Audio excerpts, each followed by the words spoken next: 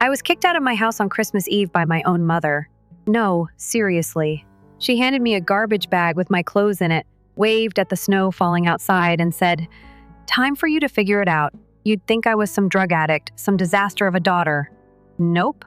I was the one who cooked every meal, paid half the bills, took my younger brother to his dentist appointments because she couldn't get off work, even though she seemed perfectly available whenever he needed to be driven to Best Buy to pick out his latest gaming system. I was 23 years old, had a retail job I hated, a used Honda Civic with a cracked windshield, and about $642 in my bank account. I had no boyfriend, no friends nearby. They'd long stopped inviting me out because you always have to babysit, right? And now, no family. You want to know why she kicked me out? Because my brother, Dylan, the golden boy, the sun to her orbit, didn't like the sweater I bought him for Christmas. A $25 Nike hoodie I scraped together tips to afford. He opened it, made a face, and said, "Wow, thanks for the poverty gift." Everyone laughed. Everyone except me. I didn't even cry. Not until she grabbed my arm, marched me to my room, and said, "You ruin every holiday. Maybe if you didn't have an attitude, Dylan wouldn't be so upset." She said it like he was 5. He was 19. In college. Fully capable of paying for his own Uber back to campus. But no, he was still the center of the universe. And I was still the unpaid babysitter dragging behind the parade. And now? I was the problem to be thrown out with the wrapping paper scraps. That night, I slept in my car, wrapped in a thin jacket, shivering so hard I thought my bones would snap. I parked behind a 24-hour gas station, cracked the window so I wouldn't suffocate, and stared at the blinking open sign through a film of tears. Merry freaking Christmas. You might wonder, was it really always this bad? The answer is no, it was worse. I just didn't realize it until I didn't have a house to pretend in anymore. When I was 8, Dylan got an Xbox for Christmas. I got socks. When I was 12, Dylan crashed my bike into a neighbor's mailbox. I got grounded for leaving it out. When I was 15, I worked weekends at a pizza place to save for a school trip to DC. My mom borrowed the money because Dylan needed new football gear. She promised she'd pay it back. Spoiler, she didn't. I stayed home while he posted selfies from the Lincoln Memorial. I learned early not to expect much, not love, not fairness, certainly not gratitude. But I stayed. I gave. I swallowed my anger like bitter medicine and told myself, this is what being a good daughter means. What a joke. Thanksgiving was when it all truly clicked. It was supposed to be a small family dinner. I cooked everything turkey, stuffing, pies, you name it. When it came time to exchange little gifts, a new fun tradition my mom invented out of nowhere, Dylan got a brand new iPhone, the latest model, still shrink-wrapped with a bow. Me? I got a plastic bag from Dollar Tree, filled with off-brand lotion, a cracked mug that said, "Best Mom, Yes, Mom," and a pack of socks 2 sizes too big. They laughed when I opened it, Mom said. "Well, we didn't want you to feel left out." Dylan took a video of me, zooming in on my face as I faked a smile so hard my jaw cramped. I excused myself to the bathroom and stared at myself in the mirror for a long, long time. Who was that girl? Why was she trying so hard for people who would have sold her for parts if it meant Dylan could have a newer car? 3 weeks later, kicked out on Christmas Eve. She didn't even say goodbye. Just slammed the door, turned off the porch light, and went back to whatever Hallmark movie was playing on TV. It didn't end there, though. Not by a long shot. I tried to stay with a friend from high school. Her mom said no too many people already at the house for the holidays. I called my aunt, who lived 2 states away. Voicemail. I even swallowed my pride and called Mom back the next day. Maybe she regretted it. Maybe she'd cool off. Nope. She answered the phone, said, "Are you still loitering around?" "Grow up, Emily," and hung up. That's when the real truth started to settle in. I wasn't a daughter to her. I was a housekeeper she didn't have to pay, a babysitter she could blame, an emotional punching bag she could discard when it was convenient. I sat in that freezing car and felt something cold, heavy, and final click into place inside me. Something died that night. Not my hope. Hope had died a long time ago. What died was the last tiny piece of me that believed I owed them anything. When the sun came up on December 25th, I turned the key in the ignition, pointed my car toward nowhere, and drove away from the last 23 years of my life. I didn't have a plan. I didn't have money. I didn't even have a real winter coat. But for the first time, I had something better. I had freedom and I had rage. And someday, they were going to choke on it. You'd think getting kicked out on Christmas Eve would have been my rock bottom. It wasn't. Rock bottom came in February when my mother started telling everyone I was mentally unstable. Apparently, me not answering her texts, her sudden barrage of guilt dripping, "Where are you?" and family has forever meant I was crazy. Not hurt, not angry, just crazy. After I left, I couch surfed for a while. A friend's garage, a former coworker's basement. One night, even my car again, when the temporary spot I'd been sleeping in suddenly needed to be repainted red. Her boyfriend didn't like the idea of a homeless 23-year-old in their guest room. Meanwhile, Dylan posted vacation pics from Cabo on Instagram. New sunglasses, new tattoos, new girlfriend with $400 share extensions. Guess where the money came from? If you guessed the college fund I spent years helping my mom build by donating half my checks to household savings, you'd be right. I wasn't surprised. Not really. Just empty. I got a job at a small tech startup doing customer support. Minimum wage. No benefits. I didn't care. I needed anything that wasn't tied to them. For the first time in my life, my time was mine. No one texting, "Can you pick up Dylan from practice?" No one passive-aggressively asking, "Do you even want to contribute to the family anymore?" It was intoxicating and terrifying. Some nights, I sat on a stranger's futon, knees hugged to my chest, staring at the water stains on the ceiling, and wondered if I'd made a mistake. Maybe I was too sensitive. Maybe if I'd just smiled more, bent a little further, maybe I could have stayed. Then I'd remember the look on my mother's face when she slammed that door, the sheer relief she wore like cheap perfume. And my heart would turn into a steel trap all over again. That's when the calls started. Blocked numbers, unknown numbers, messages from my aunt, cousins, even Dylan's friends. "Your mom's worried sick. Why are you doing this to her? She's heartbroken, Emily. You need to stop being selfish." Selfish? The girl who gave up her college dreams so Dylan could have private tutors. The girl who took night shifts so the lights would stay on. The girl who never once got a birthday party that wasn't overshadowed by more important things Dylan needed. Selfish. Right. The rumors got worse. I found out through an old neighbor that my mother had been telling people I was on drugs, that I refused treatment, that I stole from the family and ran off with some guy. There was no guy. There were no drugs. There was just me breathing for the first time and them choking on the absence. One afternoon, about 2 months after the Christmas incident, the first made the mistake of answering a call from an unknown number. It was Dylan, fake sad voice and all. "Hey, Mom says you're not doing so good. Maybe you should just come back, be part of the family again. Translation, come back and be our doormat again." He even had the audacity to say, "I miss you taking care of stuff. Not I miss you. Not I'm sorry. Not even are you okay?" No. He missed having someone fold his laundry and make his dentist appointments and scrape together rent when he blew his money on PS5 games and vape cartridges. I hung up without a word. 30 seconds later, my mom sent a text. "If you don't come home, don't bother coming back when you fail." It's funny. They could have gotten me back, A real apology. Some acknowledgement. A scrap of humility. Instead, they doubled down. They thought guilt could yank me back into orbit. They thought shame could fold me like a cheap tent. They thought I still needed them more than they needed me. They were wrong. I stopped answering any calls. I changed my number. I blocked them all on Facebook, Instagram, everything.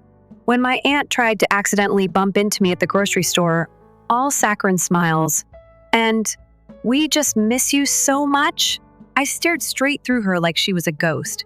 I didn't yell. I didn't cry. I didn't explain. I owed them nothing. The walls I built were cold and high, but they were mine. For the first time in my life, no one could guilt trip me into tearing them down. My mom kept trying, though. She mailed letters. Long, rambling, tear-stained letters. They smelled like her perfume, the kind she only wore to funerals, and they were filled with weaponized nostalgia. Remember when we went to Disney? When Dylan got every souvenir he pointed at, and I got a single $5 snow globe. Remember your 16th birthday? When she forgot it until 9 p.m. and shoved a Walgreens cupcake at me.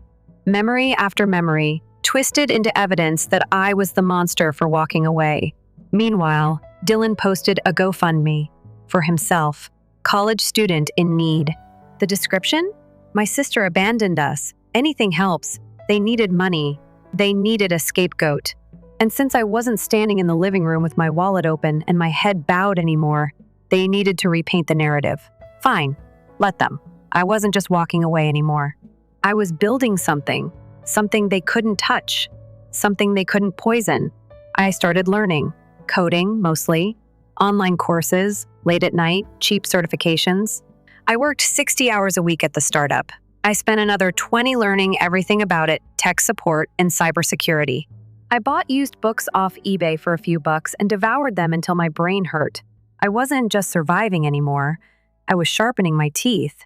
And every time I thought about quitting, about giving up and crawling back, I remembered Thanksgiving, dollar store lotion, cracked best mom mug, plastic bag, and Dylan's smug face, laughing behind his new iPhone. That was my fuel. That was my religion. Years would pass before they realized what I'd become. And by then, it would be way, way too late. It was a LinkedIn notification that changed everything. I wasn't even looking for them. I was just mindlessly scrolling between shifts, avoiding my endless to-do list, when a name popped up under people you may know. Dylan S., CEO at DS Tech Solutions. CEO. My brother, who couldn't figure out how to reset the Wi-Fi router without a 3-hour meltdown, was a CEO of a tech company. At 23 years old, I clicked the profile, glitzy stock photos, fake testimonials, a business address that, when I Googled it, turned out to be a UPS store, and a website that, I kid you not, had copy-pasted half its About Us page from another startup site, typos and all. The rage hit me so hard I nearly dropped my coffee. But it wasn't just the fraud that made my hands shake. It was the realization that he was using my resume, the job titles, the skills, the certifications, mine. I recognized the wording because I had painstakingly crafted it over hundreds of miserable hours while building my career from scratch. And now he was parading it around, getting attention, landing investors, while I was still fighting for a secondhand laptop that didn't crash twice a day. I felt sick. For a long, long time, I sat there frozen. Part of me wanted to believe it was a coincidence, some cosmic accident. But deep down, I knew better. The next piece of the puzzle fell into place a week later. I was grabbing groceries after a brutal shift when I ran into someone I hadn't seen in years, my cousin, Leah. She hesitated when she saw me. I hesitated too. Old survival instincts flared. Ignore, move on. But she surprised me. She walked right up, hugged me tight, and whispered, "I'm so sorry." It took me a second to even understand what she meant. We sat in the coffee shop next door for hours. Turns out, not everyone in the family had swallowed my mom's lies whole. Leah told me about the group chats I wasn't in, the pity parties, the fundraiser emails Dylan sent out to distant relatives, the GoFundMe page that collected nearly $10,000, and funded his spring break trip to Miami. Leah knew because Dylan bragged about it in a drunken rant on Snapchat. "I can't believe people are this stupid," he'd said, laughing. "But the real bombshell? The one that made my blood turn to ice?" Leah told me about the trust fund, the one set up by my late grandfather, split evenly between all grandchildren according to his will, $100,000 each. Except only Dylan had gotten his, because my mother told the lawyer I was unreachable, mentally unstable, not fit to receive the funds. She presented evidence, fabricated texts, fake letters. And the lawyer, who was a family friend and clearly not interested in digging too deep, signed off. Just like that, they stole my future. I sat there, staring at the crumpled napkin in my hand, feeling my world tilt sideways. All the years of struggle, all the nights I cried myself to sleep wondering what was wrong with me, all the times I begged for scraps while they feasted, and they had stolen from me, not just money, not just opportunities, they had stolen my name, my reputation, my right to exist in the story of my own life. That night, I didn't cry, I didn't scream, I didn't even shake. I sat down at the crappy kitchen table of my rented room, opened my battered laptop, and started making lists. Cold, surgical lists, because if they thought they could erase me, they were about to find out what it felt like to be rewritten. First, I needed proof. Leah helped. She still had screenshots, saved posts, Venmo receipts showing Dylan transferring GoFundMe money to his girlfriend's Sephora account. I dug into public records, found the trust paperwork, found the notification letters my mother had signed, letters I never saw. It was clumsy, sloppy, like they never thought I'd look. Arrogance makes people lazy, and lazy people leave breadcrumbs. Then I called a lawyer. A real one, not a family friend, not someone who'd buy a sob story about the poor, troubled daughter. A real shark, recommended by one of my new coworkers, the only person who knew, vaguely, that my family was a bit complicated. I didn't tell her the details. She didn't need to know. The lawyer, Miss Randall, listened to my story without blinking.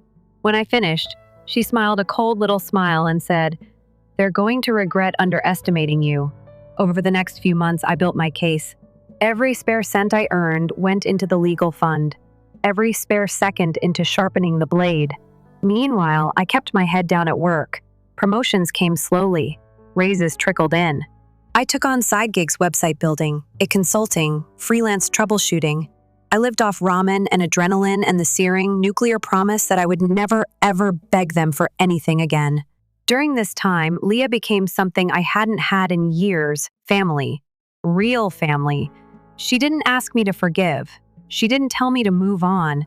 She just showed up, sent encouraging memes at 2 a.m., brought takeout when she knew I hadn't eaten all day, sat with me through court filings and deposition prep and endless, soul-sucking paperwork. She even found an old voice recording of Dylan bragging about Mom rigging the trust fund. Golden. Absolute gold. For the first time in my life, I realized something. Family isn't blood. Family is who stands with you when the knives come out. And as it turned out, my so-called blood family was about to bleed. Because once we filed the lawsuit, it wouldn't just be about the trust fund. It would be about fraud, about defamation, about financial abuse. It would be about dragging their shiny little world into the light, kicking and screaming. And the best part? They wouldn't even see it coming. They still thought I was the broken one. The girl crying in the car behind a gas station. The girl who would stay small and silent forever. They had no idea. The final blow was already in motion, and it was going to taste sweeter than anything they had ever stolen. They got the letters on a Wednesday. I know because Leah texted me a play-by-play as it unfolded.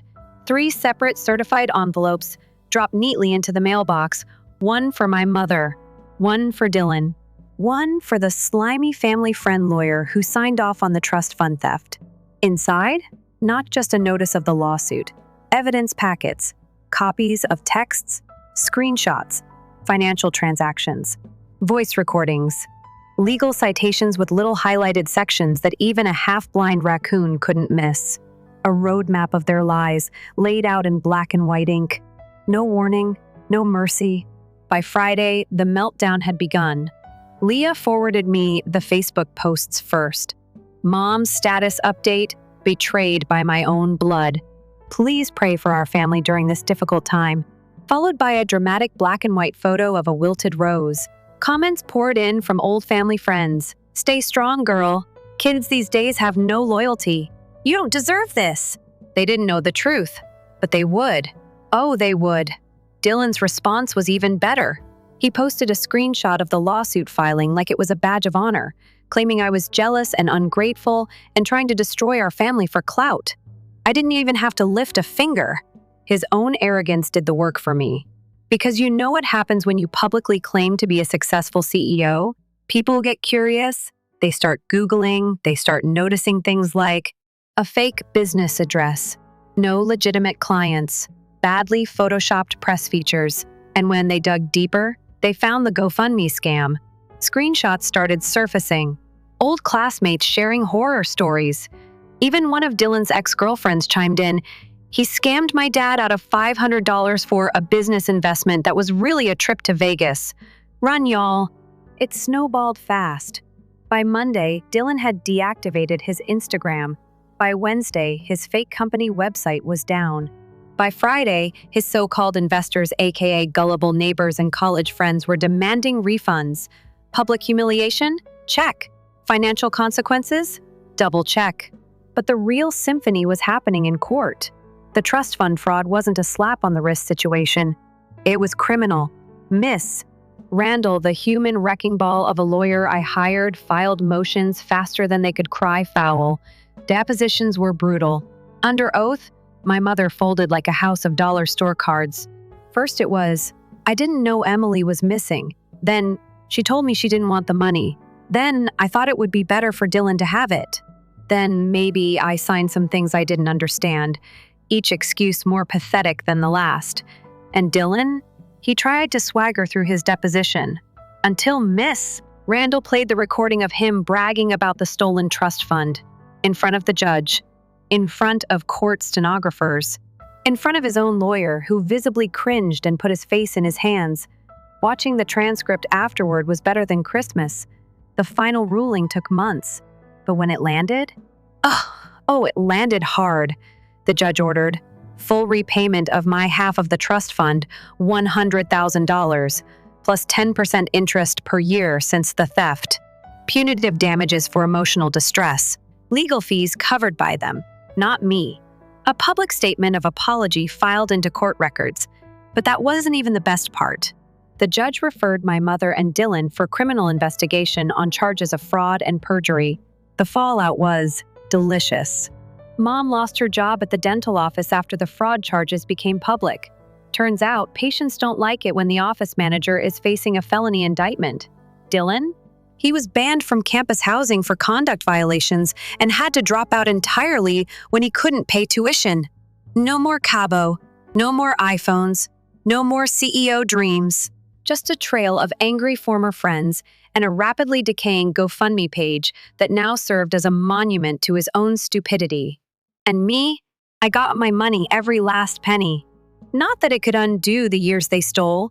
The birthdays ignored, the sacrifices ridiculed, the dignity shredded. But it was something. It was enough to pay off every debt I had. Enough to put a down payment on a tiny condo with good Wi-Fi and thick walls. Enough to build a life that didn't need their approval or their lies. They tried to reach out after that, of course. Pathetic emails, handwritten letters with trembling apologies, empty voicemails. Mom even tried sending me flowers, once cheap ones, half dead in a wilted vase, with a card that said, "Family is forever." I laughed so hard I nearly fell off my kitchen chair. I didn't respond. I didn't need to. Some things rot beyond saving. The last I heard, Dylan was working part-time at a strip mall cell phone store. Mom moved in with her sister 2 towns over. They still post dramatic Bible verses on Facebook sometimes. Still play the victims. Still think they're the heroes of a story that ended the moment they decided I was disposable. But me? I wasn't just surviving anymore, I was thriving. I founded my own tech consultancy 6 months after the settlement. Slow at first, just me, a secondhand laptop, and a hunger sharper than broken glass. Now, I have employees, contracts, clients who don't ask me to apologize for existing. I built the life they told me I'd never deserve. Brick by brick, late night by late night, rage by righteous rage. And someday soon, I'm going to be the one hiring. Maybe I'll see Dylan's resume cross my desk. Maybe I'll recognize the fake credentials. Maybe I'll smile cold and small and say, "Thanks for applying, we'll be in touch." And then I'll toss it in the shredder without a second thought. Because the truth is, I didn't destroy my family. They destroyed themselves. I just finally stopped standing in the rubble. The first night in my own condo, I sat on the living room floor and cried. Not the silent, ashamed crying I used to do in the car or behind locked bathroom doors. This was different. It was a full body, chest-cracking, soul-wringing cry. The kind that empties you out and makes room for something new. I cried because I had survived. I cried because I had made it to the other side. And I cried because, for the first time in my life, no one could take it away. The place was small. 1 bedroom, 1.5 baths, creaky pipes, and a view of a grocery store parking lot. But it was mine. Every light bulb, every squeaky cabinet, every chipped tile. Mine. No one yelling my name from the next room. No guilt trips at dinner time. No side-eyed comments about how moody or ungrateful I was. Just silence. Clean, blessed silence. I made it a rule no one from the old life crossed the threshold. Not Mom. Not Dylan. Not the endless string of cousins who suddenly remembered I existed once they realized I had made something of myself. Leah was the only exception. She came over the first weekend with a housewarming gift, a plant, a sturdy little succulent in a chipped blue pot. "Unkillable," she said with a grin. "Just like you." I laughed so hard I nearly dropped it. It sat on my kitchen windowsill, catching the morning light like a tiny, stubborn green flame. The letters kept coming for a while. Mom tried every angle she could think of. Regret, manipulation, weaponized nostalgia. One email was just a photo of me at 6 years old, in a Halloween costume I sewed myself because she forgot to buy one. The subject line said, "Remember who you are." I almost felt sorry for her. Almost. But then I remembered who I was. Not her puppet, not her insurance policy, not her emotional garbage disposal. I was something she couldn't control anymore. I hit delete and never looked back. Sometimes I saw them around town. Small places, small lives. Mom hunched over a cart at the discount grocery store, scanning dented cans like they might bite her. Dylan arguing with a shift manager at the mall over his paycheck. I never spoke, never waved, never let a flicker of recognition touch my face. To them, I was a ghost. To me, they were just noise. Background static in a life I no longer shared. Freedom wasn't loud or flashy like I thought it would be. It was quiet. It was Sunday mornings spent reading in bed with sunlight on my face. It was grocery shopping without counting pennies or stealing glances at judgmental eyes. It was walking into my apartment and absolutely knowing that no one would be waiting to demand more from me. It was laughter over cheap wine with Leah. It was late-night coding sessions that turned into new clients, new contracts, new dreams. It was the sound of my own breath, steady and unafraid. They tried one last time about a year after the lawsuit ended. A letter arrived, thicker than the others. Inside was a card, cheap, glittery, probably from the clearance rack, and a folded piece of lined notebook paper. In shaky handwriting, my mother had written, "We miss you. Family is all that matters. Dylan is getting his life together. You'll always be welcome if you come back with a humble heart." Humble. After all they stole, after all they burned. They still thought the story ended with me crawling back on my knees. They still thought love was a weapon they could yank away and dangle over my head. They still didn't understand. I didn't respond. I didn't rage. I didn't even cry. I took the card, the letter, and the cheap glittery envelope and tossed them into the trash. And then I went back to my desk, opened my laptop, and signed the final paperwork to incorporate my new tech company. Not Dylan's fake solutions garbage. Mine. Built from blood and bruises and broken dreams. Built from the girl they threw away like garbage and the woman who clawed her way back anyway. Built from the ashes of every "you're too sensitive and you'll never make it. And why can't you be more like Dylan?" The first contract I signed was worth more than my mother's annual salary. The second one paid off my student loans in one lump sum. The third? That one funded the nonprofit coding camp I started for girls who'd been told they weren't good enough. Because I wasn't just building a business. I was building a legacy, one they could never touch, one they could never rewrite. Sometimes, late at night, I think about that last Thanksgiving. The plastic bag full of Dollar Tree junk, the laughter, the way Dylan smirked at me across the table like he was daring me to break. And I wonder if they ever think about it too. If they ever sit in their crumbling little world and realize how much they lost the moment they chose convenience over love. Probably not. But it doesn't matter. Because I didn't need their apology to heal. I didn't need their permission to thrive. And I sure as hell didn't need their validation to exist. They said I was heartless. They said I was ungrateful, selfish, dramatic. Maybe they were right. Maybe I am heartless when it comes to people who only loved me when it was easy. Maybe I am selfish if protecting my own peace makes me guilty. Maybe I am dramatic if refusing to be erased counts as drama. Either way, I'm not sorry. Not anymore. They said I was heartless. But for once, I put my heart first. And it's never been more alive. Story 2. In order for my parents to attend my wedding, I covered their airfare, lodging, and even their clothing. Nobody arrived. Perhaps next time. My father made a joke. My mother also mentioned that we couldn't miss your sister's brother-in-law's poetry reading. I refrained from arguing. I just wrote a little bit myself. They were yelling by the next morning. According to popular belief, your wedding day should be the happiest day of your life. A lovely tornado of love, laughing, and flowers. When I began to plan mine, that's what I had in mind. I reserved the space in advance. I discovered a little yet lovely establishment that wasn't very costly. Fairy lights hanging on a rooftop garden. I made sure there were vegetarian selections for my sister and champagne for my mother when I carefully chose the menu. To make it simpler for my family to attend, I even rescheduled the wedding to be closer to my hometown. I trusted them when they stated they couldn't afford it. I did, of course. I volunteered to assist. I went over everything with them when they were still hesitant. Hotel rooms and flights, clothes. I covered everything, even for the spouse of my sister, so that she wouldn't have to go by herself. I convinced myself that it was worthwhile. When it counts, that family is there. I was still unaware that for them, simply turning there meant something much different than it did for me. I got up early the morning of the wedding. He and his companion had landed safely, according to a text from my closest buddy, with whom I grew up and who used to swap Pokemon cards with me on the sidewalk. They had paid for the motel and purchased their own tickets. Not a drama, just glad to be there. I continued to refresh my parents' airline app in the meanwhile. The plane touched down on schedule. Excellent, I pondered. They will arrive soon. Like an anxious adolescent waiting for a date, I stood in the dressing room, looking out the window every few minutes.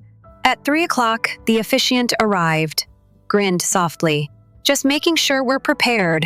We could need a few more minutes, I added. They may have encountered traffic. Their phones may have died. I made a call, directly to voicemail. Made another call, no response. My hair was completed by the makeup artist. My bouquet was laying by the window when the photographer took these gentle pictures. I gave the camera a grin. Take another look at my phone. Nothing has changed. My dearest buddy leaned inside and knocked softly at 330. They want to know if you want to begin. I gazed at him. My throat constricted. I was to be escorted down the aisle by my father. He pledged. Just give it another 5 minutes. I forced a painfully broad smile as I spoke. He waited with me after nodding, acted as though he was blind to my trembling hands. I gave another call. Voicemail. All right. At 337, my phone finally rang. Mom's phone number. I nearly dropped it since I grabbed it so quickly. Oh, hello, dear. My mother chirped. Sorry, we were unable to attend. I blinked, unable to comprehend. What? Why? What took place? She chuckled as if I were being foolish. There was a reading of poetry by your sister's brother-in-law. She didn't want to travel alone, and it was essential to him. We had to help her. Family is like that. I remained silent. The stillness was dazzling to her. You get it? Correct? My father's voice laughed in the background. Perhaps next time. I was trying to take it all in as I stood there in my wedding gown, makeup on, flowers in hand. During my wedding, my parents had selected a poetry reading. Not even her reading of poetry. Her brother's of her spouse. Nor had they bothered to inform me. They simply let me wait. Let me get into a panic. Just until the music should have started. Let me imagine that they were lost, injured, or en route. They allowed me to cover all costs. To make things easy for them, let me move the entire wedding. And still not significant enough. I put my phone aside at 345 and took a deep breath. There was still my closest buddy, there silently, ready to grab me if I fell. Would you? My voice cracked as I began. Would you lead me down? He grinned. Without hesitation, naturally. The youngster who used to construct tree forts with me in the backyard, and I went hand in hand. My sister laughed too hard to assist, so who wants to dress up with me in a Coke Barbie? The ceremony continued. They made vows. The rings were switched. People cheered and applauded. There was a cry. Through it all, I grinned. I grinned till my cheeks hurt. I smiled till I lost all sense of reality. Jokes during the reception made me chuckle. The cake was sliced by me. Under the string lights I had strung myself, I danced with my new spouse. And within a cold, hard object, deep inside my chest, After everyone had gone home later that evening, the hotel room door silently closed behind us. I went to the little desk near the window, took a seat, and turned on my laptop. Still wearing his suit jacket, my husband walked carefully across the room. "Are you certain you want to take this action?" he inquired. Without glancing at him, I nodded. "The keyboard is already being touched." "Indeed." After he paused, he spoke quietly. "There is no way to take anything back after you submit it." I glanced up, then gave him a serious look, and for the first time that day, I grinned. "Everything is different tomorrow." I didn't turn around after hitting submit. "It's said that on your wedding night you shouldn't reflect on the past. It is expected of you to look forward. Fresh starts, new beginnings. I hope." I tried, but for some reason, even as I groaned under the thick hotel sheets and nestled up with my husband, I couldn't stop thinking about my sister and the years that had preceded this. I was 3 planets away from my sister, who was 3 years older. In high school, she was the type of person who everyone wanted to be around. The one with the name brand clothing, the glossy hair, and the easy chuckle that made you feel like you should be thankful for the opportunity to be beside her. She wasn't kind. Not to those who weren't a good fit, not to those like me. I used to witness it in the corridors of the school, a whisper behind a hand there, a little smirk here. At times, it was clear. When a person wearing shoes from a thrift store passed by, there was a loud, false cough. At times, it was so informal and well-practiced that you hardly noticed. However, I took note. When she laughed at me as well, I realized it. Her parents referred to her as selective. She had standards, they claimed. It is unrealistic to expect her to be friends with anyone. When I returned home weeping after being excluded once more, my mother once told me, "You need to toughen up. Not everyone is cut out to be popular," my dad continued. As if I were to blame for not being as brilliant as she was. She wasn't like me. It was sufficient that I have a few close buddies. I didn't require attention. Growing up, my best friend lived next door. We built Lego towns and made up stories about superheroes who baked cookies instead of saving the world for more afternoons than I can remember. He excitedly brought over a doll he had won at a carnival when we were 8 years old, and we gave it the name Captain Sprinkles. It was the funniest thing ever, in my opinion. My folks didn't. Usually, boys like that end up being humorous. It was loud enough for me to hear my dad mumble once. It makes sense why he prefers toys over football. During supper, my mother laughed. He was dismissive, not furious, informal, as if they were discussing the weather. Their sadness was hardly concealed. Not when I choose my quiet, quirky pals. Not when I like to make up with books. Not when my sister left for another glitzy party and I stayed at home making posters for the science fair. I believe they suddenly stopped having high expectations of me and began having high expectations of her. My sister was crowned their trophy homecoming queen when we were adolescents, most likely to be successful. Every accomplishment she made was hailed as a badge of honor. Every act of brutality she committed was dismissed as a natural part of maturing. She changed schools after being discovered severely bullying another girl. My parents hardly gave a glance. Adolescent drama. "Girls may be cruel at times," they remarked. "It's typical." They hardly noticed my academic scholarship to a nearby institution. No notification to the neighbors. No brunch. With a hazy smile, my mother remarked, "You were always the quiet one." Described everything. At the time, I was unaware that I was already picking up valuable knowledge about our family. Love had conditions. For her, who was the loud one? I'm quiet. Performances, not perseverance, were the reason it appeared. And they stopped paying any attention to me when I quit entertaining them. The divide just grew wider as we grew older. Life seemed to be a stage that was made just for my sister. Internships. She didn't get employment that she didn't keep, but the net was always there, regardless of how many times she fell. On her behalf, my parents apologized and praised the financing. I worked in the interim. I worked nights. I packed orders for my small internet business. When they stated I was fortunate to live at home, I paid the rent. For convenience, I conveniently forgot that I paid half of the mortgage.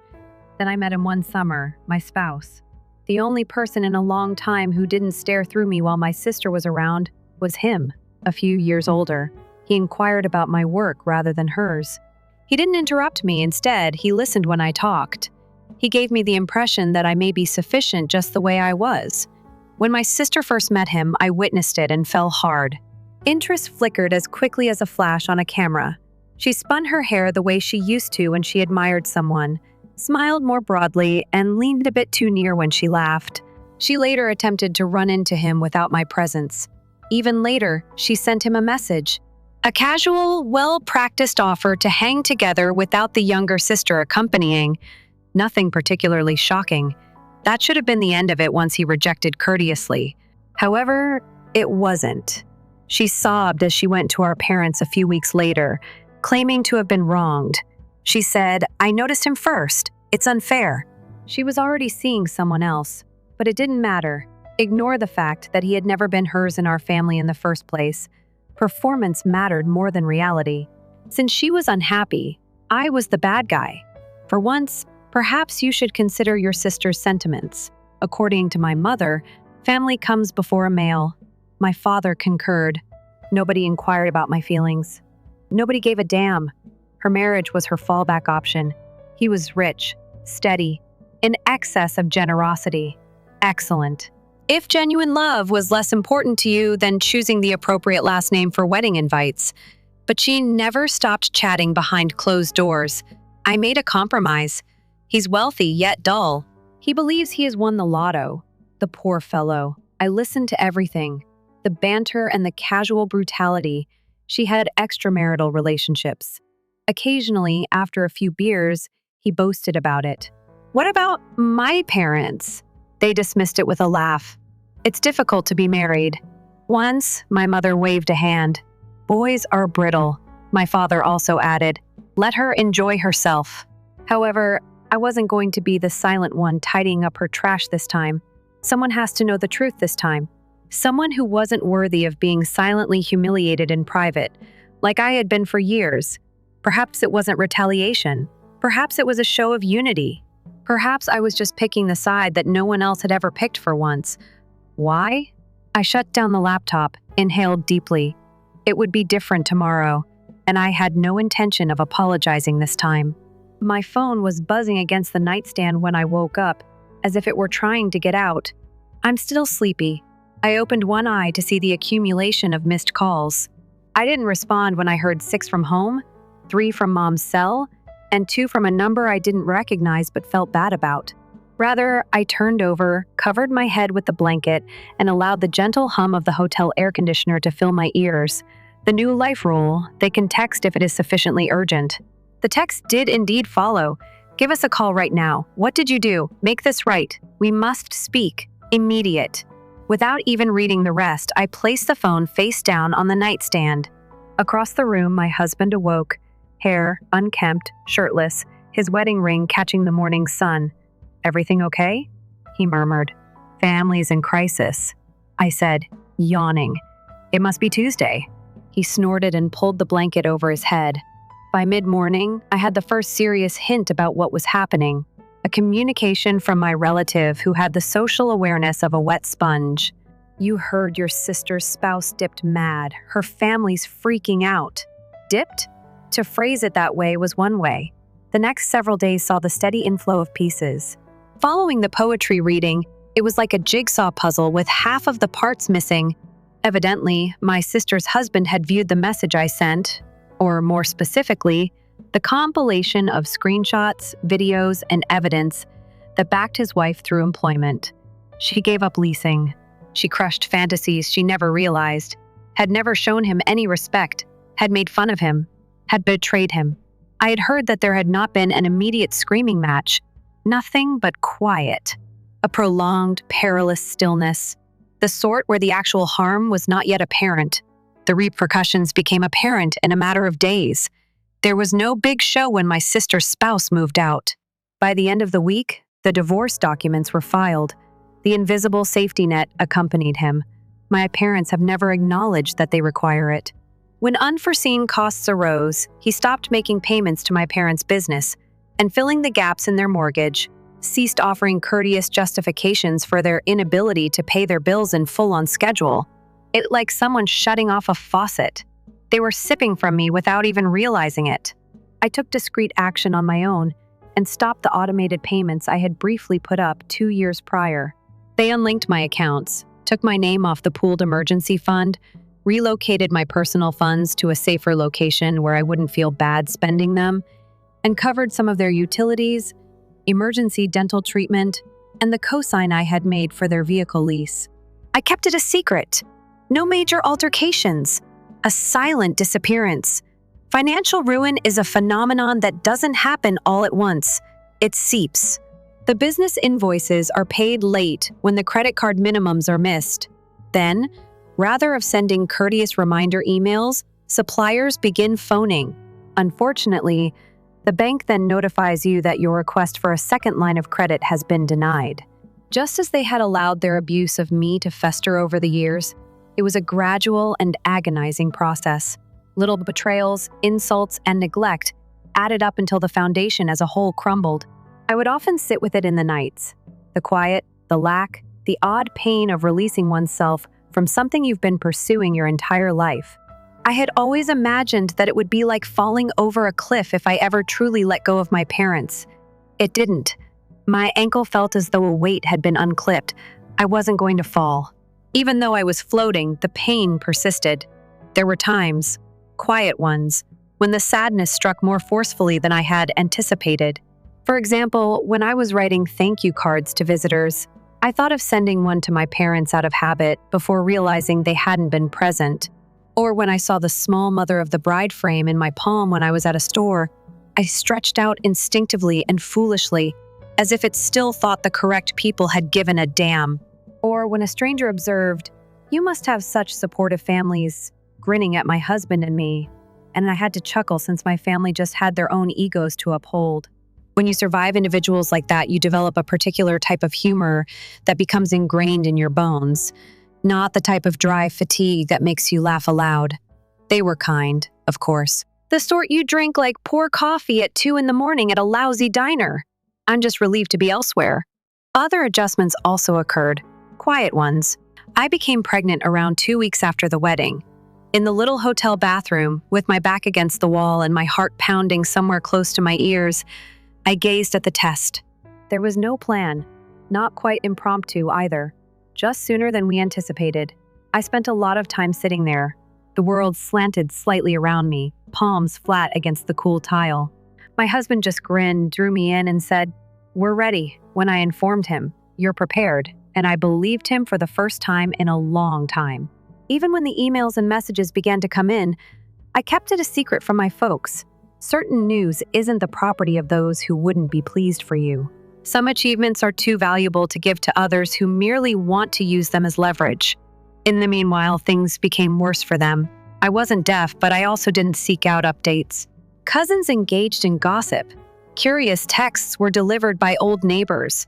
The long-muted family group chat was alive with secondhand anxiety. Revenue for businesses fell. A few sellers withdrew from sales. Bills were piling up. Smaller payments were first missed, followed by larger ones. It was not yet dramatic. No court dates, no foreclosure notifications. However, the pressure was increasing like a little crack, scuttling through glass. They never arrived at my door. Not quite yet. Later on, that would happen. When the situation became so dire that terror overcame pride. But occasionally, I questioned whether they were taken aback. The calm one didn't fold, which surprised me. They had never realized how much they had depended on the phantom daughter. On the evenings when I sat at the kitchen table, I considered it. In front of me was the paperwork for the new house. My spouse perusing real estate listings. Beneath the chair, our feet entwined. On other evenings, my dearest friend from childhood would phone. We chuckled when we unintentionally flooded his garage while attempting to construct a water slide and reminisced about the old neighborhood. Had vague arrangements to go on a trip when the kid was delivered. Neither did he inquire about my parents. He didn't have to. The problem with true family was that they were aware of when survival depended on quiet. It became evident that things were getting out of my parents' hands by the end of the 3rd month following the wedding. For whatever reason, their company's brief shutdown for renovations never ended. In private, their home was put up for initial bids, downsizing for the master's retirement. People began to take notice. The invitations ceased. The pitying expression began. No matches that scream. No major altercations, just a gradual unwinding, similar to how they had eroded my trust in them over a lifetime. Me? Every day I drifted more away, not tumbling, flying. It was pouring the day they arrived, not a romantic, sugary drizzle, the rain that smacks sideways on windows. This prompts you to consider building an ark, just in case. Really fitting? Just now, I had folded little onesies, mint green, gentle gray, little yellow stars. The doorbell rang 5 times in quick succession, as if someone's entire palm was holding the button down. The sound made my spouse freeze. The two of us exchanged glances across the kitchen. We were aware beforehand. I looked through the crowds. They had damp, tight coats, irate expressions, and bags piled at their feet. My folks, my sister. I hadn't seen these 3 faces in months. Now thrust like a menace at the threshold. I took a while to open it, simply stood inhaling deeply while pressing his forehead on the soft wood. My spouse approached me from behind and placed a supporting hand on my back. "Now we can call," he remarked softly. "Not just yet," I muttered. "Before you burn something, you have to see it for yourself." Without even saying hello, they shoved by me when I eventually opened the door. Water from the rain trickled down the wooden floor. In the center of the living room, my sister dropped her duffel bag. As if he owned the TV, my dad positioned himself next to it. My mother nodded tightly, as if she were anticipating tea service. "We're not going anywhere," my father remarked in a stern voice. "Not till this is fixed," my mother also added. With a surprisingly quiet heartbeat, I carefully closed the door behind them. They promptly started a full-scale assault against it. To explain that I had lied to my sister's husband and told him it was all jealousy, they asked me to give him a call. "It's all a miscommunication. It was all an act of cruelty motivated by resentment. Our lives were devastated by you," my mother growled. "This family was humiliated by you." My father also added, "If this is the final thing you do, you will correct it." My sister lost her temper. In a tangle of dread, despair, and rage, their voices surged over one another. I let it to pass over me as I stood there. At the time, I wasn't their daughter. I was an assignment, a deal, an unreliable vending machine. In the hopes that the candy might still fall out, they were kicking. My dad made it official at one time. "We will remain here till you assist if you refuse." Daring me to dispute, he crossed his arms. My mother began discussing room division as he sat heavily on the couch. As if this had already been determined, my sister walked off toward the guest bedroom while pulling her luggage. Quietly, but not because it was hilarious, I laughed, since it was ridiculous. Because they hadn't been listening if they believed that I was still the girl who would allow them enter and take control. "You're intruding," I said plainly. As if I had spoken a foreign language, they blinked at me. "We were invited?" My mother's voice was excessively high. "I didn't even disclose my residence to you." My spouse was already dialing behind me as I stated this quietly. I caught him talking to someone in that courteous, businesslike voice he reserved for important matters. My father moved forward, menacing. "On family, you don't contact the cops." I smiled faintly and added, "Funny. I believed that on your wedding day, your family did not desert you." Quiet. For the first time, I noticed a glimmer of genuine worry on my mother's face, and she looked heavy and awful. It took very little time. After 15 minutes, someone knocked on the door. 2 cops who are kind and professional. I didn't need to speak. Simply pointed out, "Give it to me."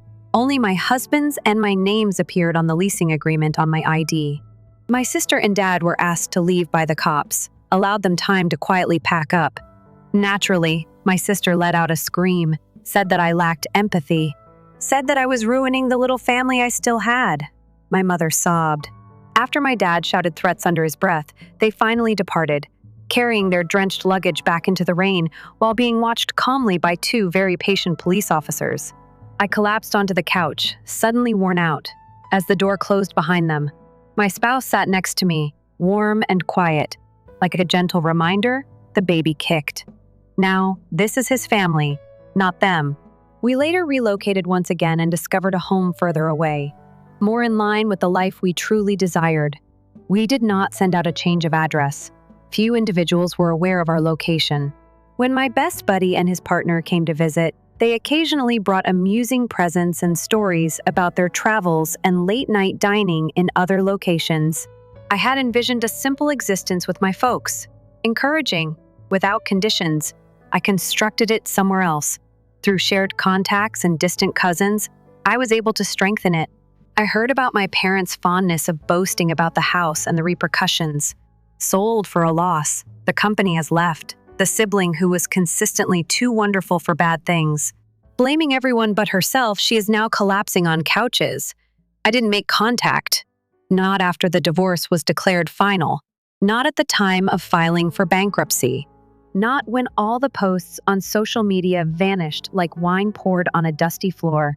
I used to feel like I would tear something out of me if I cut them off, similar to losing a limb. However, it didn't. It was like the first moment you realized you were never broken and got to your feet. All along, you were simply seated in the incorrect spot. The little mint green onesie is still folded and stashed in a drawer. I was scared to tell anyone about the first one I purchased, the one for which I at last understood that I didn't require their approval. My child will never grow up believing that love must be earned by doing good deeds. In his own house, she will never feel inferior. She will understand the true meaning of family. What's the best part? Her name will never even be known to them. I question whether I went too far at times, calling the cops, shutting them off, or sending that message, if all was truly required. But then I remember who I was as a girl, the one who continued to be tolerant, the person who never gave up. I also understand that I didn't get very far. They just never imagined that I would go anyplace. However, I would be interested in hearing your thoughts. Did I make the correct decision? Tell me in the comments below. Additionally, remember to press subscribe if you would want to hear more tales like this one. Story 3. I took them all to Hawaii by plane. They made reservations for me in a hotel an hour away. We don't want you here just because you paid.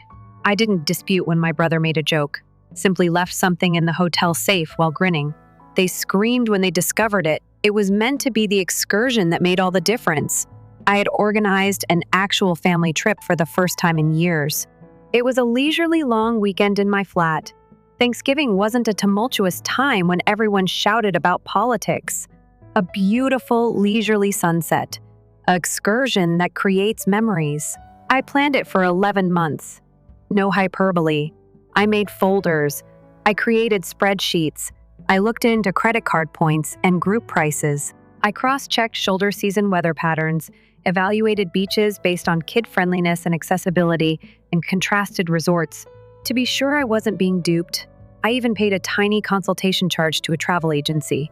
Because this wasn't just for me, I wanted it to be flawless. For them. For Jill, my mother, who hadn't had a true holiday in more than 10 years. For my stepfather, Rick, who put in extra hours at the car business and spoke of Hawaii as if it were a fantastical land he would never see. For my younger brother, Brandon, and his wife, Haley, who managed to attend Christmas despite their financial difficulties and their constant appearance of worry and exhaustion. And for my cousin, Erin, and her young son, Liam. It was his first time aboard an airplane. I wanted to show him the sea. All my life, I had been the dull one, accountable. Nathan. Keep quiet, Nathan. The person who remembers everyone's birthdays and arrived with jumper wires. However, there's a chance that this trip will be the one time they notice anything more about me. Someone of whom they were proud. I wasn't wealthy. Not at all. I live in a little apartment, work there, and provide for my family. I set up money for this vacation in the same manner that some individuals do for a wedding. Other plans were canceled, refused to accept the dentist's improvements, omitted birthdays, dates declined. This 1 week in Hawaii is what I've been aiming for, as if it were a race's finish line. Nobody else was aware that I was jogging. My heart was thus filled with joy when we touched down and stepped out into the steamy plumeria-scented air. This is it, I thought, taking a big breath. Our lease arrived. The embarrassing group photo was taken. To assist with the baggage, I gave the shuttle driver a gratuity in advance. Everybody was grinning. For once, Brandon appeared at ease, which caused Liam to chuckle with unflattering pirate impersonation. The property looked just like the photos when we pulled up. Better, perhaps. Swaying green palms and white columns, the type of gentle golden light that gives everything the appearance of a tourism advertisement. I was eager to show everyone how beautifully I had prepared it, so I walked up to the check-in counter. The rooms faced the ocean. I had prepared welcome baskets filled with reef-safe sunscreen and regional goodies. For the third night, I had even reserved a beach meal in advance. The receptionist gave a kind grin. Name? Fielding, Nathan. The Fielding family group was reserved by me. She scowled as she wrote and looked at the screen. Although your name isn't on the room list, I can see that the group reservation is here. You have a different reservation. Motel Royal Sands. My smile wavered. No, it is incorrect. I made all of the reservations in my name. She showed me the breakdown by slightly tilting the screen. All the names were listed. Jill, Rick, Brandon, Haley, Aaron, Liam. Not mine, though. Confused, I glanced up. Then, as if he owned the property, Brandon came over with 2 room keys. Oh, he said. Your site has been moved up the road to a more peaceful location. I assumed you would want privacy. Uncertain if it was a joke, I laughed. Hold on, what? He was accompanied by Haley. I'm wearing sunglasses already. Isn't it better that way? The motel is quite near. Only 1 hour. I blinked. Why would I choose to remain at a motel? Brandon gave a shrug. Look, we don't want you here all the time simply because you paid. He spoke as though it were amusing, as if he were making fun of my carry-on while we were still at baggage claim. Haley laughed. Don't be strange about it, please. Strange, isn't it? Naturally. At last, Jill took over. She appeared to be preparing for drama with her arms crossed. It's not a huge issue, honey. There just wasn't enough space for everyone. Aaron also expressed a strong desire to be with us. You too prefer silence, don't you? You have always been self-sufficient. Self-sufficient? Unwanted is the nice term for it. You'll feel more at ease there anyhow, Rick said, avoiding eye contact. And I realized they had all decided behind my back, while I stood there with my bag in that swanky, pricey lobby. I could have opposed it after I paid for everything. Actually, no, I booked this, is what I could have said. I am deserving of this place. However, I choked on the words. My cheeks felt heated, and my heart was racing in my ears. Rather, I gave a nod. Yes, I replied. It sounds serene. After obtaining the updated address from the front desk, I pushed my bag out the side door, past the well-kept hibiscus shrubs and the valet and bellhop. When I informed the Uber driver where I was going, he looked at me. That location? Are you certain? I grinned as if it made no difference. Yes, the hotel was, I'm sure. It did have a roof, though. I'll give it that. The stench of unsolved crime and air freshener filled the room. Technically, the beach access was correct. If you didn't mind traversing a parking lot and 2 roads to reach the sandy strip, the feel of the blanket seemed oddly sticky. I didn't want to look into it. All that was visible was a fading sign with half the lamps out and a decrepit vending machine. Sands of royalty. Take your time. With my luggage still closed, I sat on the side of the bed and gazed at the wall for a while. I continued to wait for a call, to admit that they had aired, to say gotcha and laugh. Are you really going to stay with us? Return. Nothing. I considered the small presents I had brought for each person. Puzzles with a Hawaiian theme for Liam. Mom's collection of local teas. Brandon had mentioned wanting a water-safe phone cover. I still had them zipped in my on, well wrapped. On the first night, I had pictured giving them out. Over cocktails by the pool, everyone was pleasantly pleased and laughed.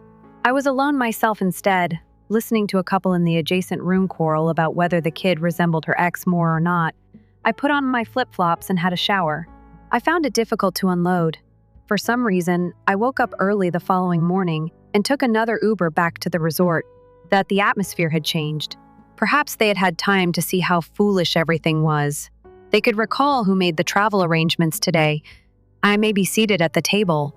When I arrived, they were already eating breakfast. I'm laughing, calmed. I had heard Brandon repeat a tale from me years before, and he was wearing a colorful Hawaiian shirt. Haley wore her sunglasses like a crown on her head. Liam was being held by Jill as she gave him fresh mango nibbles. Nobody saw me approach. Hello? Trying to seem breezy, I said. Good morning. Jill gave a hazy smile. We had no idea you were coming, Nathan.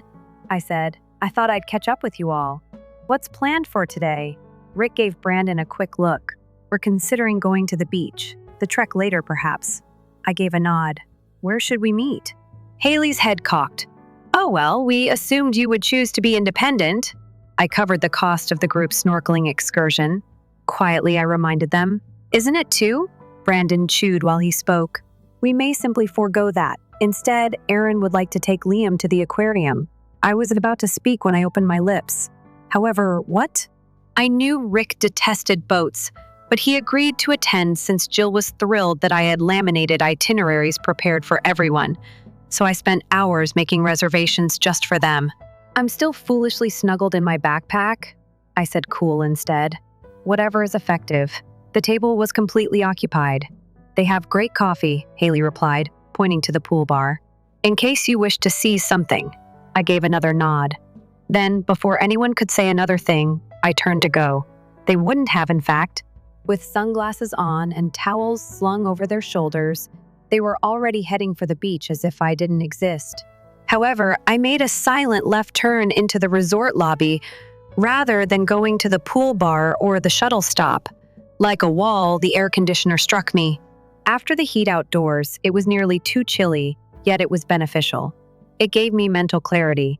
I moved toward the front desk. It was the same woman from check-in. She seems taken aback by my return visit. Is there anything I can leave in the hotel safe? I inquired. Naturally. Do you want to arrange a code for pickup? No, I said. For the Fielding family, simply mark it. Please deliver it to them if I don't attend breakfast tomorrow. She hesitated, but didn't inquire, just registered the request and gave me a security envelope. I put a lid on it, gave it to her, and gave her a kind thank you. Outside, I stopped beside a palm tree and saw my family from afar. In the sand, Brandon was attempting to teach Liam how to perform a handstand. Rick and Joe were posing for a picture. Like a movie extra, Haley was drinking from a coconut. I wasn't waiting for their attention anymore, but they didn't even look my way. They were unaware of my previous actions. I had no clue that following their little jest, I had gone back to the motel, entered into all of my booking accounts, and began stealthily removing everything. The catamaran cruises, hotel extensions, excursions, and inter-island flights. Brandon would not stop talking about how everything was gone. Something that would ensure they knew exactly what they had thrown away was now hidden within the hotel safe. I could already imagine the moment they opened it, but I wasn't sure which would be more painful, the cancellations or the words I left with them. The quiet, the first bewilderment, and finally the yelling. Allow them to savor their morning. It was the final freebie they would give me. Hawaii wasn't the only topic. When people hear stories like these, they fail to understand that. It never begins with a hotel room or a trip. It begins in the quiet times when you discover you're not the favorite years ago. Not the amusing one, the golden child, no. Just the helpful one. The first time I felt it, I was 8 years old. My Lego tower had been inadvertently overturned by Brandon. I had spent a week creating a very intricate one. When I told my mother, he laughed, called it dumb, and left. Her eyes hardly left the dishes. Nathan, don't be so dramatic. You are older than him. Simply construct another one. The template was that. Brandon shatters it. I reconstruct it. I remember something you forgot. He overspends. I pay the bill in silence. And I always get a pat on the shoulder and a reminder to be the bigger person when I ask for even the slightest recognition. I therefore grew into the larger person. Dad left, so I took over. When Mom remarried, I assisted Rick in moving in. Brandon and I created flashcards for his final algebra test. I gave him my car to use. That night, I paid the Uber bill. He lost his wallet after getting completely inebriated. I didn't voice any complaints. I genuinely think that's what family did, so not once. And I believe that, in some tiny way, I believed that if I continued to act morally, they would eventually notice me. They were proud of someone, not just the helpful brother or the courteous son who sent thank you notes and remembered birthdays. However, each time I mentioned something I wanted to do, I mentioned things like traveling, changing careers, or moving out of state. The same thing happened every time. Look for Mom, be confused and worried. Like I just told her I wanted to become a magician. But who would help with Brandon if something came up? What about your sister-in-law's doctor's appointment? You promised to drive her. You're the stable one. You're not like Brandon.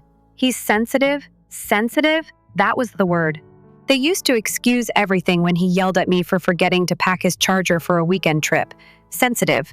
When he ghosted Haley for 2 weeks early in their relationship, and I had to lie to her face about why he wasn't texting back sensitive when he crashed his car after leaving a bar and called me instead of the police. Sensitive. But me, I was solid. A rock. Our Nathan. He always handles everything. The fact is, I didn't mind assisting. Not at first. I like being dependable. I appreciate being the man people trust. But it started to chip away at me when I realized it wasn't love holding that structure together. It was expectancy, obligation, guilt. Like when I paid for Erin's moving truck when her ex left and she sobbed, stating I was the only one who'd been there for her. Then she didn't ask me to her son's birthday because there weren't enough chairs. Or when Mom contacted me in the middle of a work meeting because she wanted help contesting a medical bill, then failed to call back for my birthday a week later. Or when Brandon stated he was proud of me for once, the day I was promoted. In the same sentence, he asked whether I could give him rent money. Giving them something lovely wasn't the only reason for the Hawaii trip. It served as a test. I wasn't confident enough to ask the question out. Would they finally treat me like I cared if I gave them everything? I had my response immediately. After breakfast on the second day, I returned to the motel and sat on the edge of the bed, gazing at the Royal Sands Motel receipt. Of course, I had paid for that as well.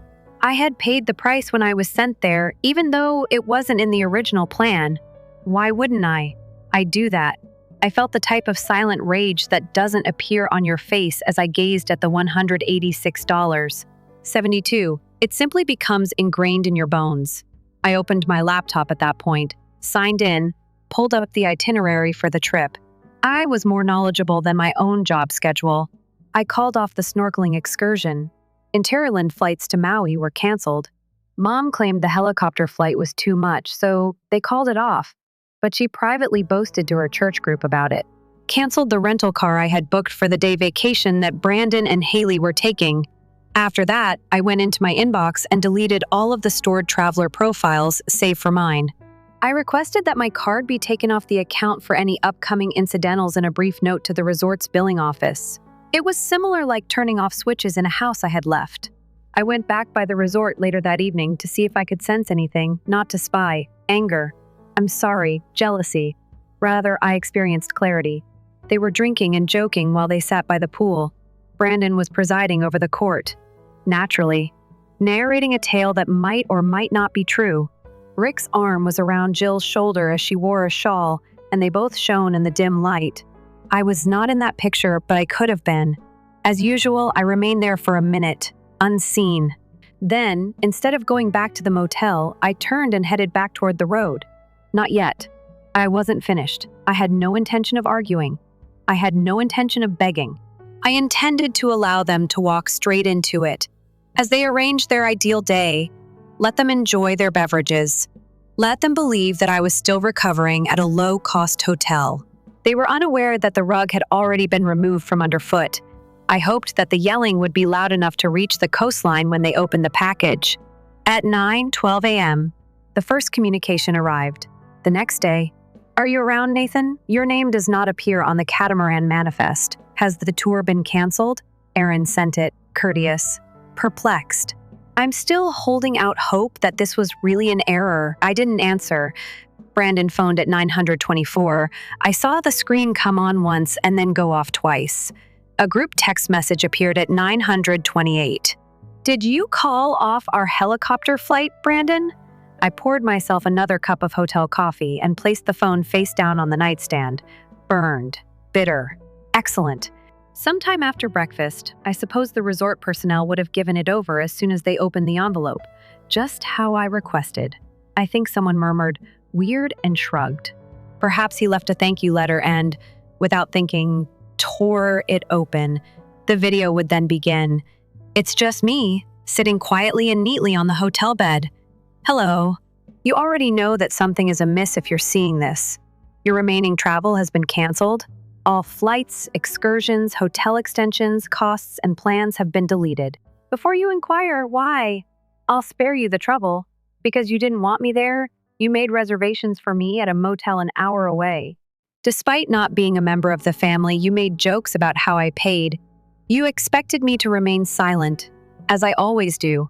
Not this time, though. Take it easy and enjoy the remainder of your visit. Do not be concerned. I departed from the dawn. It's the only free thing here. Cut to black. No accusations. No shouting. Just a nuclear bomb that is courteous. My phone had 14 missed calls, 3 voicemails, and a really insane wall of Brandon's messages by 10:01 a.m. Brandon, this isn't funny. You're acting insanely, Brandon. Come of age. Brandon, Mom was humiliated by you. Brandon, everyone's whole trip was destroyed by you. What on earth is the matter with you? What's the matter with me? We'll see. 10 years of emotional work without compensation. Financial aid for 5 years. And that trip to Hawaii when I ended up in a hotel on the side of the road? As if they didn't want to bring their bags inside? I suppose I did snap by 1034. Joe gave a call. I listened to the message later, but I didn't respond. She was trembling as she said, I'm not sure what occurred, Nathan, my love. I assumed that having your own place made you happy. We didn't want to cause you to feel excluded. Could we please have a conversation? I'm afraid of you. That section nearly made me giggle, which scared her. All my life, these folks had gaslighted, ghosted, and guilt-tripped me. But now that I had finally stopped grinning through it, she was afraid. Soon later, Rick texted, Rick, let's be sensible, guy, please. It was not necessary for you to go nuclear. That's rich coming from the man who stood next his wife at breakfast as she acted as if I didn't exist. Things got out of hand about midday. I received an email from the resort billing office confirming that the family had been informed and my card had been canceled. Now, the remaining fees would be sent straight to their rooms. If they were able to make a legitimate payment, which was an issue based on another message I received from Aaron. Why would you do this, Aaron? Since you claim to have covered everything, none of us brought extra cards. Liam is in tears. Today, we are unable to even visit the aquarium. I laughed, but I didn't answer. After that, I looked through the remarks on Brandon's previous evening Instagram post. The beach photo of him without a shirt. Vacation mode with captions on. Bro didn't even cover his own hotel expenses, according to a statement made by someone. Imagine being so devastated when your brother cancels your trip in the middle of the week. Evidently, the account was posted online by someone at the resort, possibly a staff member or a visitor. When the family freeloader is eventually interrupted, the TikTok title is brief. It was exploding up already. The wording had abruptly changed from indignation to despair by dusk. Haley couldn't enter the second chamber. The card was denied. They stated, Jill? Please, Nathan. We didn't anticipate that it would cause you such pain. Come back and chat to us, Rick. This is something we can resolve. I think you're dead, Brandon. Really, Brandon, you are no longer wanted in this family. Brandon, that's why you're by yourself. It was there, the deck's final card. You're by yourself, like I didn't know previously. Like I hadn't experienced it each time they chuckled without me, planned without my input. I lived as though I were a supporting character in their major narrative. The thing Brandon never understood, though, is this. Even though I was by myself, I wasn't lonely. No more. Sitting across from your own mother while she expresses gratitude to your brother for bringing everyone together is a sign of loneliness, even if you made all of the travel arrangements. Realizing that no one reserved a place for you at breakfast makes you feel lonely. Nobody even acknowledged your absence. Peace is the result of isolation. That evening, I took a plane, window seat. I have no one at my side. While I saw the islands below go, I placed an order for a drink. Gorgeous in the last of the light, green and gold. Somewhere they were still there, frantically trying to determine who would pay. Still shouting. Finger pointing continues. I'm still curious about how things went. So incorrect. What's the best part? They were still unaware of it. However, this was more than simply a ruined holiday. The previous agreement was over. No more silent assistance. No more co-signing loans. No more monthly transfers. And no more making up lost rent. Picking up the fragments is over. I was finished. And then they arrived home and faced reality. Credit cards reached their maximum limit. Rescheduled flights. Unpaid bills. News is getting out. Since I wouldn't be there to catch them when they fell for the first time in my life, I prayed it hit hard. 2 days passed in quiet. Perhaps that was it, I thought. Perhaps they were so taken aback. I'm very ashamed. They would simply vanish. It would have been all right. Actually, more than fine. Tidy. Easy. However, no. Day 3. The spin machine came into action. A post on Brandon's Instagram story was the first step. To spoil a single trip, some individuals wait their whole lives. I hope it was worthwhile, my friend. Then Jill posted a mysterious status on Facebook. Families aren't flawless, but love, not harshness, makes us stronger. The complete PR trip followed. Haley sent a few extended family members a lengthy, well-written email. She did CC folks, yes. She presented it as an unfortunate miscommunication. A booking error made Nathan feel left out, so he abruptly canceled our entire vacation. It was devastating. The trauma is still being processed by us. A traumatic event? I suppose the system couldn't handle 3 nights in a mid-range chain hotel close to the airport. Yes, that is how their ideal vacation came to an end. With the hope that someone would ultimately pay the fees, they made an effort to remain at the original resort. He's our brother, Brandon informed the front desk. He'll make it right. Like I was a lost towel service. The crew was prepared, but not the man who silently closed the door behind them. I didn't have a reservation. I had lost my card. Everything was in writing. By midday, 2 rooms were locked. Their luggage was still unzipped when they were led to the lobby by resort security. The choice to pay out of pocket was presented to them. They checked out since they couldn't. At a motel close to the airport, they slept for the last 3 nights of their trip in a single room with 2 double beds and a rollaway cot, with tepid breakfast eggs and no access to the beach. I am aware of this because a resort employee who witnessed the entire event sent me a private email stating that everyone was cheering you on. It seems that the yelling was indeed loud enough to be heard on the beach. They did not go on the other outings. Maui was not visited. Brandon brags about the catamaran excursion. Lost. When they canceled Liam's aquarium visit after attempting to coerce the ticket clerk into giving them free admission, Aaron sobbed in the lobby. Reality set in when it was time to return home. I had canceled the flights back as well. At the airport, they had to hurry and use whatever cards were still functional to pay for last-minute tickets. Twice, Haley's was turned down. In the end, Rick used a credit card, he said, was solely for emergencies to pay for the majority of it. It turns out that you qualify for a free vacation if you lose it in the middle of the week, because you upset the person who is paying for it. The tale had already gone viral by the time they touched down. A little TikTok was posted by someone at the resort. At last, the family freeloader is disconnected. Jill sobbing in a shaky image, Brandon shouting in the foyer, and Haley storming off with 2 inflatable pool floats in her hands. Within 48 hours, 500,000 views were obtained. It was a nasty comment area. At all costs, keep Nathan safe. You never bite the hand that pays for the helicopter tour because of this. A twist in the plot. The silent one wasn't Nathan. The loaded gun was him. Back home, the true desperation set in. They discovered that Hawaii wasn't the only place affected. I had terminated all continuing assistance. The money I send Jill each month, lost. The joint Costco membership I had been paying for was canceled, and Brandon had access to a just-in-case savings account. I emailed one last time. Easy. Final. With instant effect.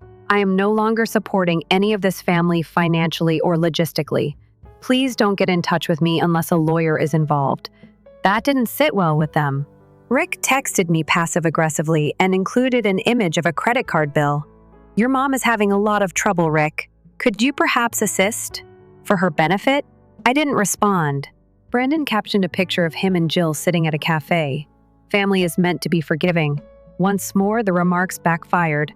One of my friends said, "Didn't you boast about leaving your brother in a motel? I wish you well on your trip of forgiveness." They went full scorched earth after that.